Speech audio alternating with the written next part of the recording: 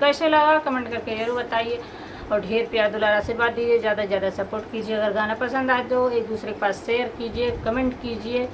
ये मेरा शिव चर्चा का गीत कैसे है।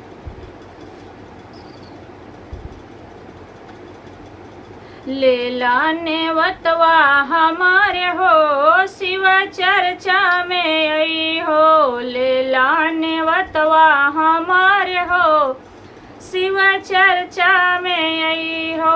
चर्चा में आई हो, शिव चर्चा में आई हो। चर्चा में आई हो, शिव चर्चा में आई हो।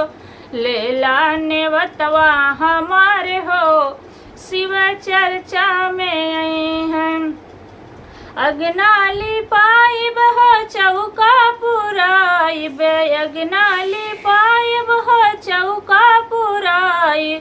जो हब रहिया तोहार हो, शिव चर्चा में आइब। जो हब रहिया तोहार हो, शिव चर्चा में आइब। लेला नेवतवा हमारे हो, शिव चर्चा में आइब। चर्चा में आइब, शिव चर्चा में आइब।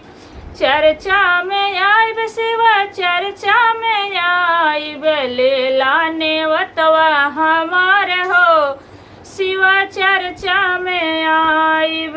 गंगा से जल भरी लाइब हो, धोइब चरना तोहार।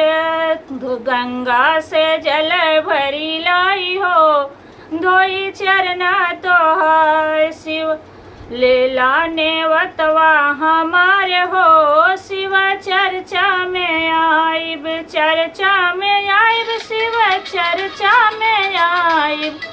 चर्चा में आइब, शिव चर्चा में आइब। भंगिया धतुरवा के भोगा लगाइब। भंगिया धतुरवा के गोला बनाइब। भोगवा लगाइब तोहार हो, शिव चर्चा में आइब। भोगवा लगाइब तोहार हो, शिव चर्चा में आइब। लेला नेवतवा हमारे हो, शिव चर्चा में आइब।